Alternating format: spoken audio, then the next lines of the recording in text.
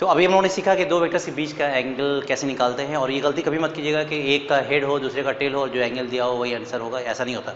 जब भी दो वेक्टर्स के बीच का एंगल निकालना हो तो वो कंसेप्ट याद रखिएगा कि या तो दोनों का टेल्स एक साथ करके एंगल निकालेंगे, चेक करेंगे, या दोनों का हेड्स एक साथ कर देंगे तब एंगल मालूम होता है सही, राइट। अब आइए हम लोग कुछ प्रॉब्लम कर लें।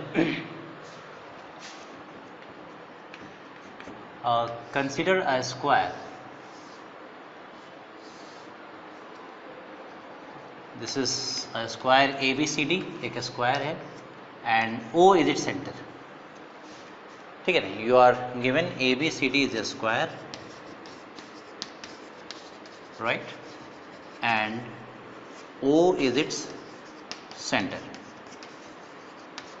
right. Now you have to prove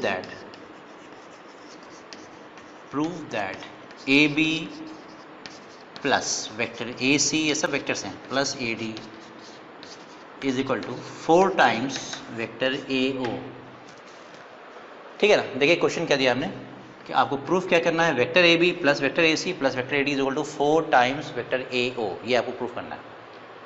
तो अभी हम लोगों ने जो पढ़ा था कि जैसे AB वेक्टर को आप, A एक वेक्टर है AB, इसको आप दो वेक्टर का सम, तीन वेक्टर का सम, चार वेक्टर का सम, किसी भी नंबर ऑफ वेक्टर्स के सम में इसको आप एक्सप्रेस कर सकते हो। अल्टीमेटली इसको अगर आपको समझना होगा तो आप ऐसे समझा करो कि AB वेक्टर जो है ये एक तरह का डिस्प्लेसमेंट है, जिसका स्टार्टिंग पॉइंट क्या है A और एंड पॉइंट क्या है B। तो मुझे सिर्फ ये कंडीशन मेंटेन रखना है कि starting point should be A and the end point should be B। बाकी आप A से B जैसे भी जाओ, इससे कोई मतलब नहीं है। खाली अगर वो कंडीशन आपने मेंटेन कर लिया तो आप वो डिस्प्लेसमेंट अचीव कर सकते हो। फॉर एग्जांपल A से B पहुंचने के लिए एक रास्ता तो ऐसे है कि आप A से D, D से C, C से B होके आ जाओ। दूसरा है A से O, O से B होके आ जाइए। तीसरा है A से D, D से सीधा B पे आ जाइए। तो कई प्रोसेस है, लेकिन मुझे चूँकि यहाँ जो रिक्वायरमेंट है प्रूफ करना है AO, तो मुझे कुछ ऐसी चीज़ अडॉप्ट करनी होगी या कुछ ऐसी चीज़ चूज़ करनी होगी जिसमें मुझे AO बार बार मिले, ताकि मुझे राइट साइड में प्रूफ करने में आसानी हो। तो अब देखिए क्या करने जा रहा हूँ मैं। क्या AB वेक्टर को मैं इतना लिख सकता को नहीं, क्योंकि अभी हमने हेड टेल मेथड पढ़ा था, आपको याद होगा कि इसका स्टार्टिंग पॉइंट A है, एंड पॉइंट B। तो मैं पहले क्या जा रहा हूँ, AB वेक्टर को मैं ऐसे लिख सकता हूँ नहीं, ज़रा चेक कीजिएगा। अगर मैं पहले A से O जाऊँ तो अभी हम कहाँ से कहाँ पहुँचे हैं, मुझे पहुँचना कहाँ से कहाँ ये समझ लीजिए। I have to go from A to B, it is a vector. A से B तक जाना है, जाने के कई पाथ्स हो सकते हैं। तो पहले मैं A से O गया, अभी तो O पे खड़ा हूँ मैं, अल्टीमेटली फिर O से B आ रहा हूँ। अगर इसमें मैं ऐड कर दूँ O से B, तो क्या ये दोनों मिल करके AB के बराबर नहीं होगा? ऑब्वियसली होगा। हम लोगों ने अभी पढ़ा है हेड टेल मेथड में कि A से गए O तक, अब फिर O से स्टार्ट करके फिर B पे हो जाएगी, यानी ये ब्रेक अगर नहीं करता है तो अल्टीमेटली इसका आंसर क्या होगा, स्टार्टिंग पॉइंट और एंड पॉइंट वही वेक्टर हमको मिल गया। यानी A से O गए, O से B गए, तो अल्टीमेटली हम कहाँ से कहाँ गए, A से B पहुँचे। तो AB can be written down as the sum of this two vectors AO plus OB। चलिए इसका काम तो हो गया। अब मैं AC लिखने जा रहा हूँ। AC को भी मैं O के थ्रू होके जाऊँगा। AC is equal to AO plus OC। इसको भी आप वैसे ही समझो, A से C आपको पहुँचना है। तो जाने का तरीका क्या है, आप पहले A से O चले जाइए, फिर O से C पहुँच जाइए। तो A से C पहुँच गए तो हमने इसको वही लिखा है A to O and then O to C। तो this is equal to AC। दोनों को आप जब ऐड करोगे तो आपको अल्टीमेटली AC वेक्टर मिल जाएगा। And the last one is AD। तो इसमें क्या है, दिस कैन बी, आप इसमें भी O के थ्रू होके जाओ। मैं बार बार AO क्यों ले रहा हूँ, बिकॉज मुझे राइट साइड प्रूफ क्या करना है, AO वेक्टर, ठीक है। तो अल्टीमेटली O के थ्रू मुझे होके जाना पड़ेगा। तो A से D अगर जाना है, A से D जाना, तो पहले मैं A से O जा रहा हूँ और फिर O से D जा रहा हूँ। This is vector AO and plus OD, right. Left side में इनको आपको ऐड कीजिए। लेफ्ट साइड में यही है ना, AB plus AC plus AD। तो लेफ्ट साइड में तो वही मिलने जा रहा है, AB plus AC plus AD, AB plus AC plus AD। ये तो लेफ्ट साइड में मिल गया। राइट साइड में क्या मिला, ये जरा देख लीजिए। राइट साइड में ये तीनों जो है, ये आपको 3AO तो मिल गया, इसमें तो कोई दिक्कत नहीं। लेकिन आपको प्रूफ करना 4AO, यानी कुछ मिसिंग है, एक आध चीज़ और, वो आ जाएगी। 3AO प्लस, अब इसको देखें आप जरा sir, this is OB plus OC plus OD। अब मैं, आप वीडियो को पॉज करके ज़रा इसमें कुछ चीज़ निकालिए। OB plus OC plus OD, एक AO और चाहिए। तो क्या इन तीनों में से कोई वेक्टर AO के बराबर है या नहीं, ये चेक करके मुझे बताइए आप, इन तीनों में से, राइट। मुझे प्रूफ करना है तो मैं हमेशा उस पर ध्यान दूंगा कि भाई मुझे 4AO लाना है। 3AO आ चुका, यानी इसमें से कोई ना कोई एक वेक्टर AO के बराबर है। वो कौन सा हो सकता है? AO के बराबर होने के लिए क्या होना होगा भाई? इसमें से मुझे एक वेक्टर चूज करना है जो AO के बराबर है और एक्चुअली है। तो भाई दो वेक्टर बराबर कब होता है? हम लोगों ने पढ़ रखा है दो वेक्टर बराबर कब होता है? जब उसका मैग्नीट्यूड और डायरेक्शन सेम हो। तो अब आप देखिए AO वेक्टर जो है वो आपका वेक्टर कुछ ऐसे आ रहा है, ऐसे, दिस इज AO। तो इस तरह का वेक्टर यानी एग्जैक्टली यही वेक्टर और कौन सा हो सकता है मतलब जिसका मैग्नीट्यूड और डायरेक्शन एग्जैक्टली इसी तरह का हो? तो डायरेक्शन अगर यही रखेगा तो इससे आगे बढ़ेगा ना ऐसे, तो ये OC की तरफ जा रहा है ऐसे। अब अगर चेक कीजिए क्या AO और OC ये दोनों वेक्टर सेम हो सकता है कि नहीं? शिफ्ट करने में तो कोई दिक्कत नहीं, मैंने आपको बताया था कि एक वेक्टर, मैंने आपको बताया था कि एक वेक्टर यहाँ हो और चाहे यहाँ हो, ये शिफ्ट हो गया, खाली मैग्नीट्यूड और डायरेक्शन दोनों का सेम रहा या नहीं रहा? सेम है तो कोई दिक्कत नहीं होगी। क्लियर है बिल्कुल? तो यानी AO वेक्टर और OC वेक्टर इन दोनों का मैग्नीट्यूड भी सेम है और इन दोनों का डायरेक्शन भी सेम है। दैट मीन्स OC वेक्टर को भी आप AO लिख सकते हैं। तो this vector is exactly equal to AO। OA नहीं लिख सकते, OA अगर आप लिख देगा तो इसका डायरेक्शन उल्टा हो गया। तो दिस इज AO OC, आगे बढ़ गया आप। तो AO और OC ये दोनों सेम है, यानी इसको मैं लिख दे रहा हूँ, OC को आप AO लिख सकते हो। तो अब अल्टीमेटली क्या बचा? देखिए दिस AO 3 एंड ये AO 4 AO हो गया। अब आपके पास क्या बचा? This is OB and this is OD। इसको भी अगर आप चेक कर लें ये दोनों कैसा वेक्टर है पता लगाइए।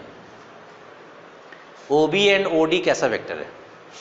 OB is this one and OD is this one. ये दोनों का लेंथ सेम है या नहीं? लेंथ तो सेम है but the directions are opposite to each other. तो यानी ये दोनों वेक्टर्स कैसा है? Equal and opposite. जब आप इक्वल एंड अपोजिट वेक्टर्स को ऐड करते हो तो क्या मिलता है? हम लोग सब पढ़ चुके हैं, बाबा आपको जस्ट आंसर देना है। यानी ये दो वेक्टर्स हैं, इसको मैं उसी तरह से दिखा रहा हूँ। ये वेक्टर आपका देखिए क्या हो गया, दिस इज OB और ये जो वेक्टर है this is OD, OB and OD।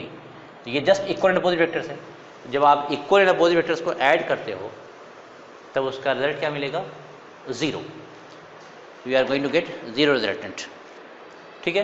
तो मैं यहाँ लिख दे रहा हूँ कि these two vectors are equal and opposite. ठीक है, इसलिए इसका रिजल्ट 0 आ गया। तो जाहिर है 0 वेक्टर इसमें ऐड नहीं होगा। तो अल्टीमेटली आपके पास आंसर क्या आ गया? 4AO। This is the answer. ठीक है, इसी पैटर्न पे मैं एक क्वेश्चन और दे रहा हूँ, जस्ट इसका एक्सटेंशन ही है वो, उसको मैं सॉल्व नहीं करूँगा। मैं जस्ट एक आपको टास्क दे रहा हूँ, आप इसको खुद से सॉल्व करना। नहीं होगा सॉल्व तब आप हमसे पूछ लेंगे और मैं उसका भी वीडियो बना के डाल दूंगा। लेकिन मैं इसका अभी वीडियो एज इट इज़ इस प्रोसेस में वीडियो नहीं बना जा रहा हूँ, बिकॉज जस्ट इसका एक्सटेंशन है वो। ये स्क्वायर है, 4 साइडेड फिगर है, वो हेक्सागोन है, 6 साइड फिगर। तो मैं यहाँ लिख दे रहा हूँ, प्रॉब्लम में लिख दे रहा हूँ, इसको आप लोग ट्राई करना। प्रूव दैट, नहीं, ABCDEF is a regular hexagon। Regular मतलब होता है कि 6 साइड, 6 का 6 साइड जो है वो क्या है? बराबर है। रेगुलर मैग्नीट्यूड उसका सबका लेंथ सेम है। क्या होगा? ABCDEF is a regular hexagon and O is its center। Figure भी आपको खुद बनाना है, हेक्सागोन आप आराम से बना सकते हो। O is its center। ठीक है? And prove that AB plus AC plus AD plus AE plus AF is equal to 6AO। वो 4 साइड फिगर था तो 4AO आया था, ये 6 साइड फिगर है तो 6AO आना चाहिए। तो जस्ट एक्सटेंशन है एंड आई होप कि you will be able to solve it. कोई दिक्कत नहीं होनी चाहिए। बस इसी तरह से आप हर वेक्टर को O के थ्रू होके जाइएगा। कुछ वेक्टर्स इक्वल एंड अपोजिट होंगे तो कैंसिल हो जाएंगे, वो उसका 0 रिजल्ट आ जाएगा। कुछ जैसे हमने AO और OC को इक्वेट किया था, बराबर किया था, तो उसे आप बराबर वहाँ भी कर सकते हैं। तो एग्जैक्टली सेम टाइप का क्वेश्चन है और आप आसानी से कर सकते हैं। जो जस्ट डू इट। इसमें एक क्वेश्चन और अच्छा सा है, वो भी कर लेता हूँ। देखिए वो क्वेश्चन क्या है।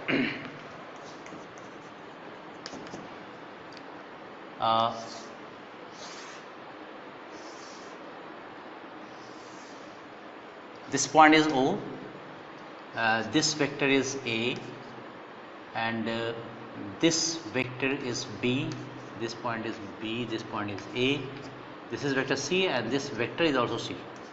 ठीक है, क्वेश्चन देखिए क्या है, ये एक फिगर दे दिया हमने, तीन वेक्टर्स हैं A B C and C is, ये जो C है capital C, this is C is the mid point,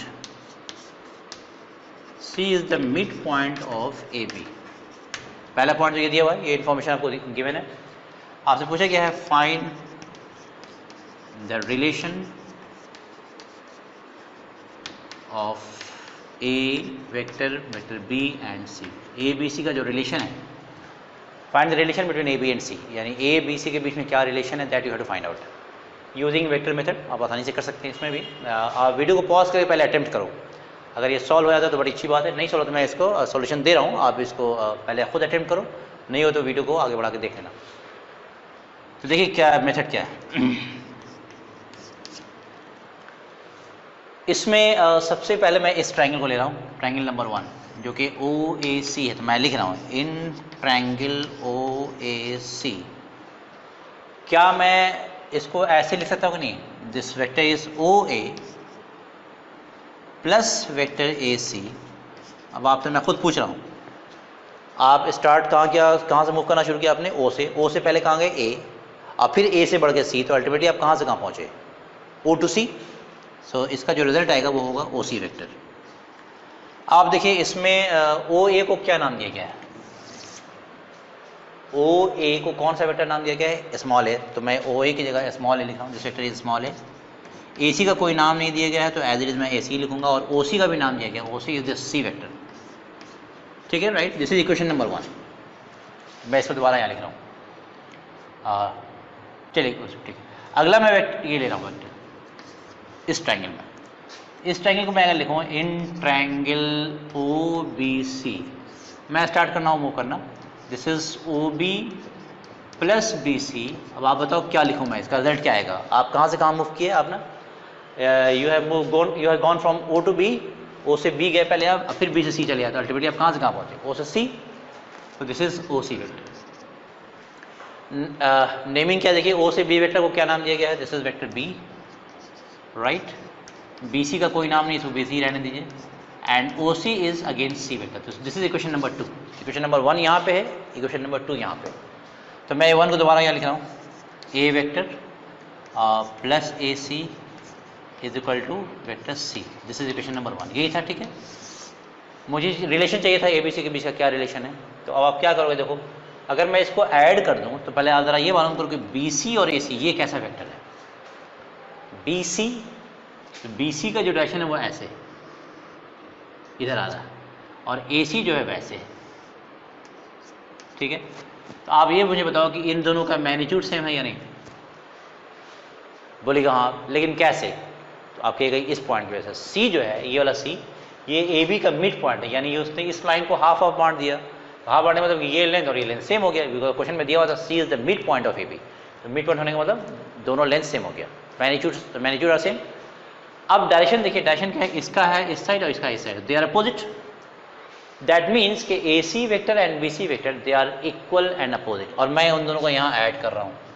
तो जब आप दो इक्वल और अपोजिट वेक्टर्स को ऐड करते हो तो उनका रिजल्ट क्या आता है, 0. बताया था हमने, whenever you add two equal and opposite vectors like this, ऐसे हो या ऐसे हो, जब भी दो इक्वल और अपोजिट वेक्टर्स को आप ऐड करोगे तो उसका रिजल्टेंट क्या मिलेगा, उसका वेक्टर सम क्या मिलता है, 0 रिजल्ट. यानी उसका कोई इसमें कंट्रीब्यूशन नहीं है, तो ये 0 हो गया अल्टीमेटली. तो बचा कैसा, इस साइड आपको बचा B प्लस A और इस साइड बचा आपको 2C. तो ये आंसर हो गया, यानी answer is A plus B is equal to 2C. तो this is the relation.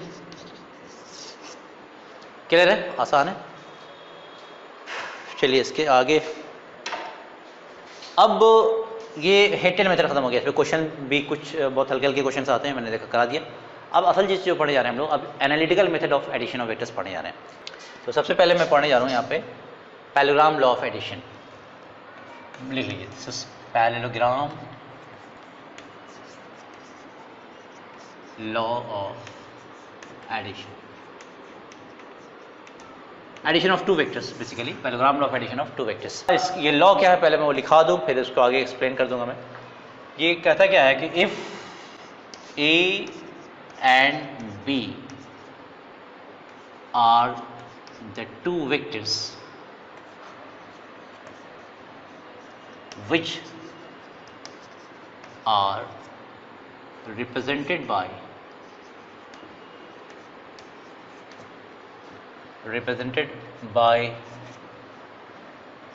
the two adjacent sides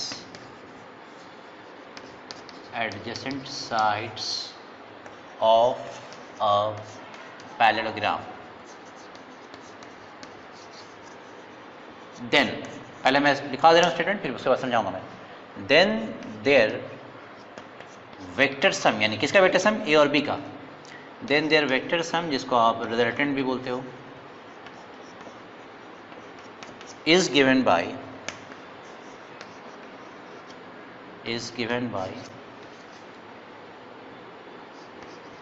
that diagonal of the parallelogram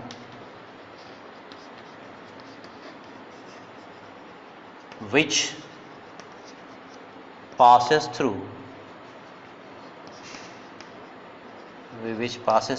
the common tail of the two vectors, which passes through the common tail of the two vectors. अब ये क्या बता रहा है मैं समझाने जा रहा हूँ, फिगर से मैं क्लियर कर दूंगा, इसको मैं यहाँ स्पेंड कर रहा हूँ.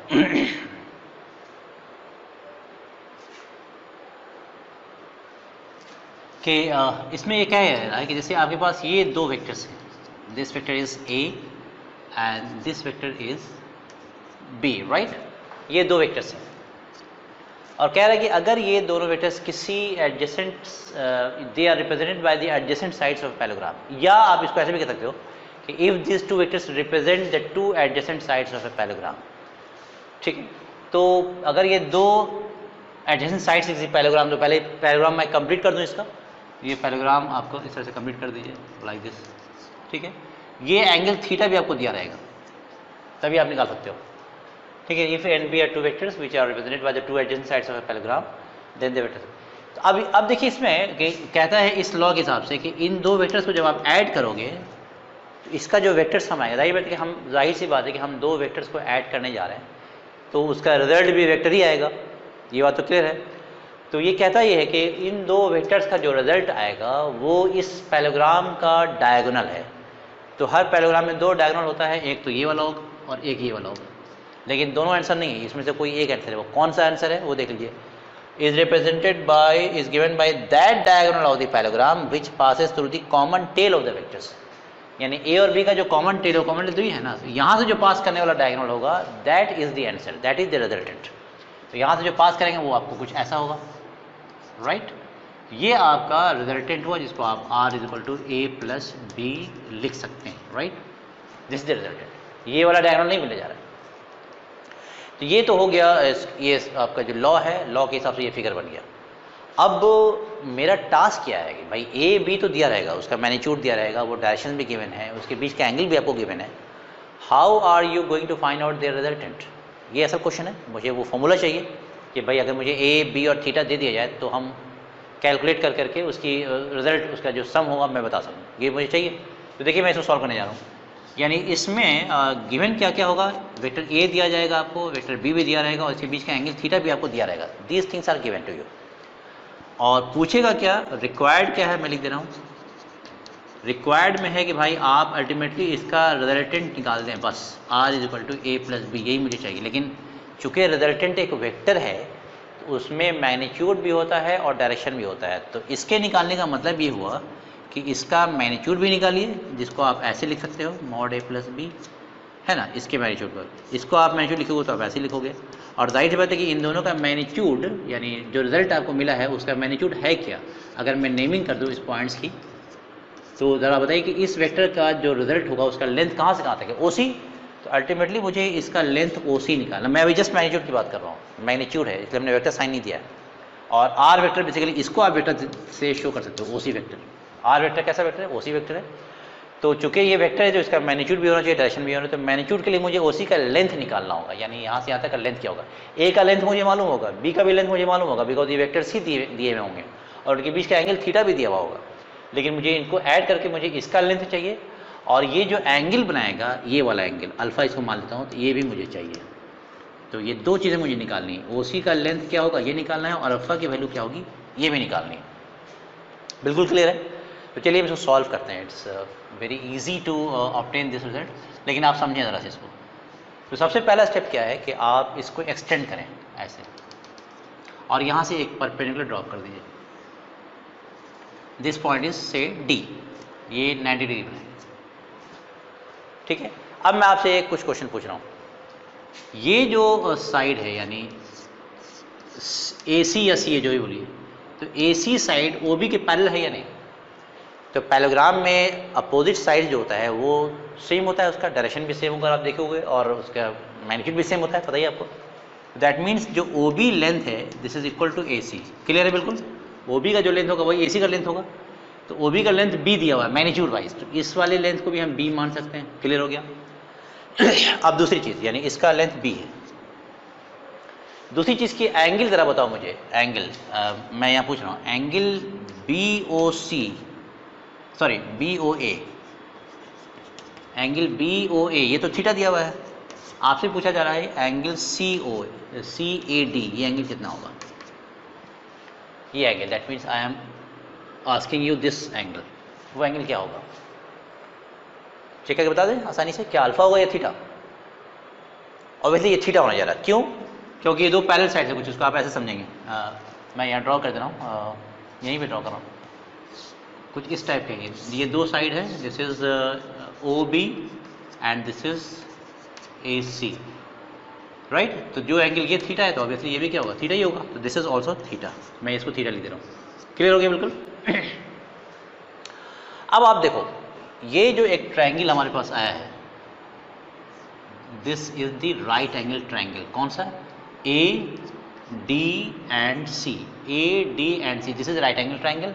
इस राइट एंगल ट्रायंगल में AC का जो लेंथ है वो B आपको दिया हुआ है, this angle is theta is also given to you, यानी ये B आपको मालूम है और ये थीटा मालूम है। तो राइट एंगल ट्रायंगल का जो रिलेशन हम लोगों को पता है कि राइट एंगल ट्रायंगल में जो cos थीटा की वैल्यू होगी, तो cos थीटा का फॉर्मूला आपको पता होगा। cos थीटा क्या होता है?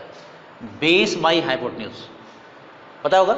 तो बेस है यहाँ पे AD और हाइपोटेन्यूज है B, तो यहाँ से AD की वैल्यू क्या आ गई? AD is equal to B cos theta. मैं लिख रहा हूँ AD is equal to B cos theta, एक वैल्यू तो मुझे ये मिली। Now in the same triangle what is sine theta? तो साइन थीटा क्या होता है? परपेंडिकुलर बाई हाइपोटेन्यूज, थीटा के सामने वाला परपेंडिकुलर होता है। तो ये हो जाएगा आपका CD बाई हाइपोटेन्यूज B, तो यहाँ से CD की वैल्यू अगर आप निकालोगे तो ये हो जाएगा B साइन थीटा। ठीक है, गॉट इट। अब देखिए मुझे निकालना क्या था, हमारा टास्क क्या, उस पर ध्यान रखिएगा। हमें निकालना क्या है? OC का लेंथ, यानी यहाँ से यहाँ तक का लेंथ चाहिए, और फिर ये एंगल अल्फा चाहिए। तो अब मैं ये बड़ा वाला ट्रायंगल बनाने जा रहा हूँ OCD। इसको मैं यहाँ ड्रॉ कर दूँ जरा सा, this is O, this is C and this is D। वो ट्रायंगल वहाँ से मैच कर लीजिएगा बिल्कुल। अच्छा, ये जो उल्टा कर दिया, this is OC and this is D। Clear है? बिल्कुल। अच्छा, ये एंगल क्या बताइए एक्चुअल फिगर में? COD, ये एंगल अल्फा है, so this angle is alpha. Clear है? देख लीजिएगा वहाँ पे। अच्छा, OC लेंथ ही मुझे निकालना है, तो OC के लेंथ जो वेक्टर है OC, उसका नाम है रिजल्टेंट। तो शॉर्ट में उसको हम R लिख सकते हैं, बिकॉज OC का जो लेंथ है ये R होता है, मैग्नीट्यूड ऑफ R, जिसको सिर्फ R भी लिखा जा सकता है, कोई दिक्कत नहीं। इसको हमने R मान लिया, यानी ये भी अभी मालूम नहीं हुआ है, ये भी मुझे निकालना है, और अल्फा का एंगल ये भी निकालना है, बिकॉज OC का लेंथ का मतलब R का ही मैग्नीट्यूड हुआ। तो R भी निकालना, अल्फा भी निकालना। अब यही दो टास्क हमारा, और इसी से निकल जाएगा। वो कैसे निकलेगा देखिए, O से D का लेंथ कितना आया? O से D इस फिगर में, तो यहाँ देखिए कि O से A तक का जो लेंथ है वो A है, O to A, ये वेक्टर A है, यानी इसका मैग्नीट्यूड A होगा। इसके बाद प्लस AD यहाँ से यहाँ तक। तो अगर मुझे O से D निकालना है तो O से D का मतलब हुआ OA प्लस AD, तो OA तो A है और AD हम लोग यहाँ निकाल चुके हैं। तो O से D का जो लेंथ होगा वो टोटल आप ऐड कर लो वहाँ से, तो ये वैल्यू यहाँ से यहाँ तक क्या आ गई? A तो यहाँ से यहाँ तक हुआ, अब प्लस AD की वैल्यू ये आ गई, यानी A plus B cos theta. Clear है? और ये सी डी है, सी डी की वैल्यू यहाँ आ चुकी है, इसको आप यहाँ लिख दो, this is B sine theta. Clear? अब ये ऑब्वियसली राइट एंगल ट्राइंगल है जिसका बेस मालूम हो गया, परपेंडिकुलर मालूम हो गया, तो क्या हाइपोटेन्यूज नहीं निकलेगा, आराम से कर सकता है। रिलेशन क्या है, हाइपोटेन्यूज का square is equal to base square plus perpendicular square, या perpendicular square plus base square, जैसे भी कीजिए एक ही बात है। ठीक है, तो अभी मैं इसको एक्सपेंड करने जा रहा हूँ, ये a plus B whole square पे तोड़ दिए इसको, तो क्या हो जाएगा A square plus 2ab cos theta plus B square cos square theta अब प्लस इसका क्या आएगा B square sine square theta, right. इसके बाद क्या होगा, ये मैं इसको थोड़ा इरेज कर दूँ।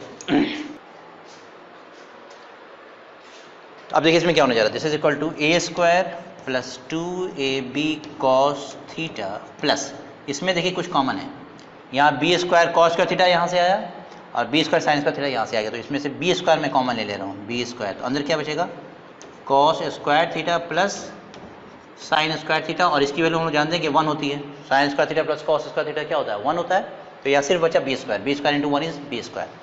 तो अल्टीमेटली हमारे पास क्या बच रहा है, अब मैं इधर से स्क्वायर हटा रहा हूँ, तो जब मैं इधर से स्क्वायर हटाऊँ तो इधर रूट आएगा, तो मैं पहले रूट डाल दूँ ऐसे, इसके बाद अंदर देखिए क्या मिला हमें, A square plus 2ab cos theta plus B square, तो मैं पहले बी स्क्वायर को लिख दे रहा हूँ, A square plus B square into 1 है, तो B square into 1 B square ही बचा, अब प्लस 2ab कॉस थीटा, तो लिखूंगा मैं A square plus B square plus 2ab cos theta.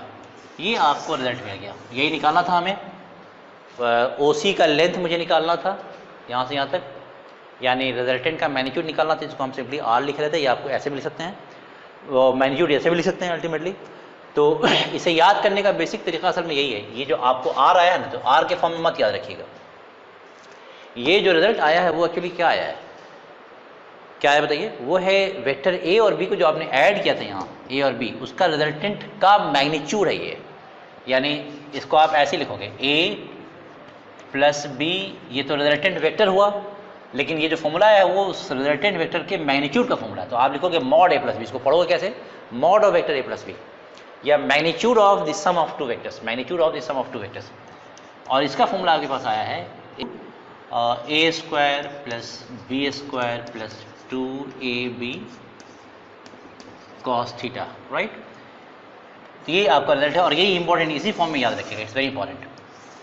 ठीक है, इसको मैं लिख दें, उसका मीनिंग क्या होगा, किस तरह से पढ़ेंगे, तो शॉर्ट में आप पढ़ोगे mod of A plus B, या mod of two vectors, mod of the sum of two vectors A and B, या magnitude of the sum of two vectors A and B। तो इसको मैं लिख दे रहा हूँ, this is the magnitude of the sum of two vectors A and B। तो आप इसको याद कैसे रखोगे, mod of A plus B is equal to under root A square plus B square plus 2ab cos theta, या mod of vectors A plus vector B is equal to under root A square plus B square plus 2ab cos theta. इसमें ये जो angle है वो भी आप समझ लीजिए, ये क्या कौन सा एंगल होगा, this is the angle between the vectors being added, यानी जिन दो वेक्टर्स को आप ऐड कर रहे हो वो उनके बीच का एंगल होगा। तो ये चूंकि आप A और B को ऐड कर रहे हो तो यहाँ पे थीटा उसके बीच का होगा, अगर आप C और D को ऐड करेंगे तो एंगल उसके बीच का लेंगे, ना कि A और B का। तो याद रखिए कि ये थीटा जो है वो इन दोनों के बीच का एंगल है। तो ये तो काम तो हो गया, यानी हमको ये जो टास्क हमारा क्या था, we had to find out R, जिसको आपने मॉड ऑफ R लिखा था, right, this is A plus B, कई तरह से आप लिख सकते हो, और A प्लस बी जो है OC का मैग्नीट्यूड था, जिसको आप सिंपली OC भी लिख सकते थे, ये सब निकाला था, यानी एक ही चीज़ है वो, और फिर अल्फ़ा भी निकाला था, यानी ये जो वेक्टर हमारा रिजल्टेंट आया है वो कितना एंगल बना रहा है, बिकॉज जो रिजल्ट आएगा उसका मैग्नीट्यूड के साथ साथ मुझे उसका डायरेक्शन भी देना होगा, तो डायरेक्शन यहाँ एंगल से रिप्रेजेंट कर रहे हैं, तो उसके लिए मुझे इसी ट्रायंगल में देखना होगा। तो ज़रा बताइए कि tan अल्फ़ा की वैल्यू क्या है यहाँ से, tan alpha is how much, tan alpha is perpendicular by base, तो आप लिखोगे b sine theta by A plus B cos theta. अब दाई बताइए कि ये जो वैल्यू आप निकालोगे, अगर ये वेल नोन वैल्यू आती है, फॉर एग्जाम्पल मान लीजिए कि tan अल्फा की वैल्यू आ जाती है कैलकुलेट करने के बाद 1/√3, तो हम सब लोग जानते हैं कि tan अल्फा 1/√3 कब होता है, किस एंगल के लिए, alpha is equal to 30 degree. तो वहाँ पे सीधा हम लोग लिख देंगे alpha is equal to 30 degree. For example मैं लिख दे रहा हूँ कि अगर मान लीजिए किसी केस में सॉल्व करने पे अगर if tan alpha comes out to be 1/√3, अगर ऐसा हो जाए यानी आपने इसको सॉल्व किया और ये वैल्यू आ गई 1/√3, तब आप अल्फा की वैल्यू जानते हो तो सीधा लिख देना alpha is equal to 30 degree. लेकिन अगर tan अल्फा की वैल्यू अननोन आ जाती है, फॉर एग्जाम्पल आ जाए tan alpha is equal to 2, तो आप अल्फा की वैल्यू नहीं बता सकते।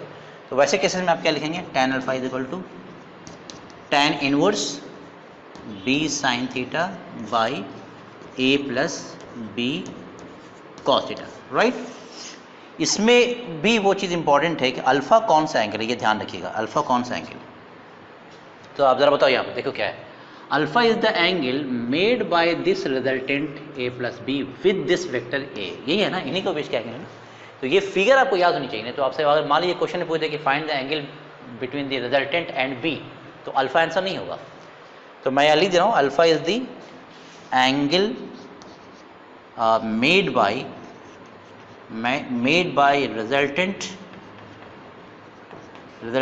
a प्लस बी विथ किसके साथ है, रिजल्टेंट का एंगल अल्फा विथ ए के साथ है।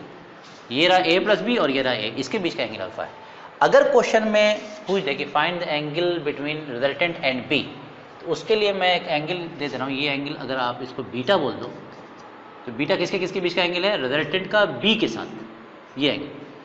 तो उसके लिए तरीका क्या है कि आप जस्ट a और b को इंटरचेंज कर दो।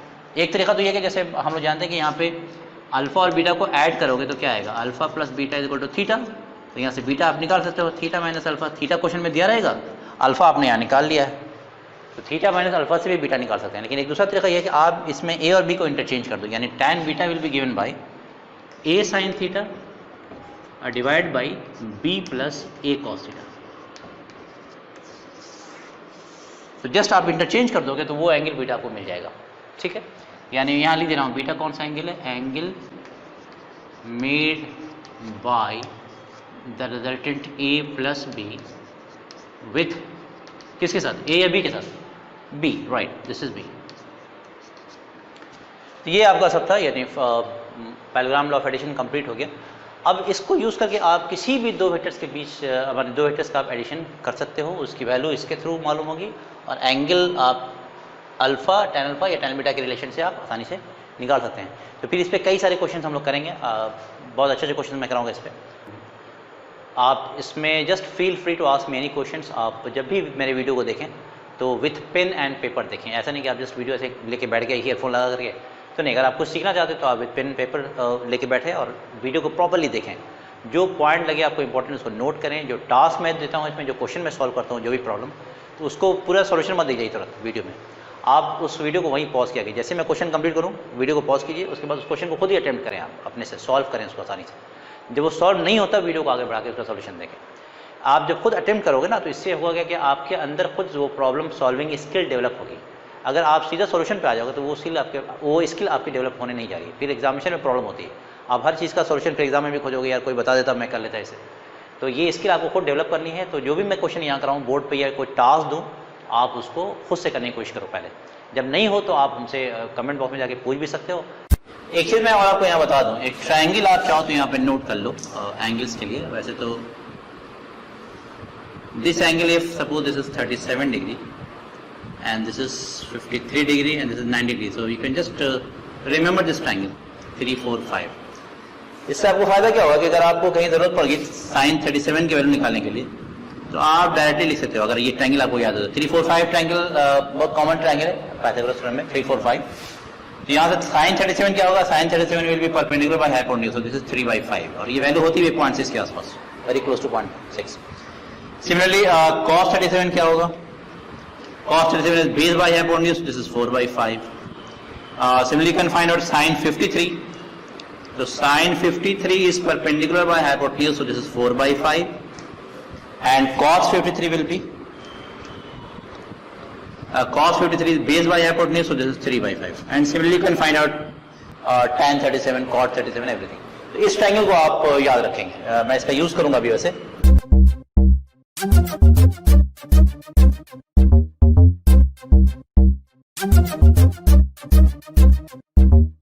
है।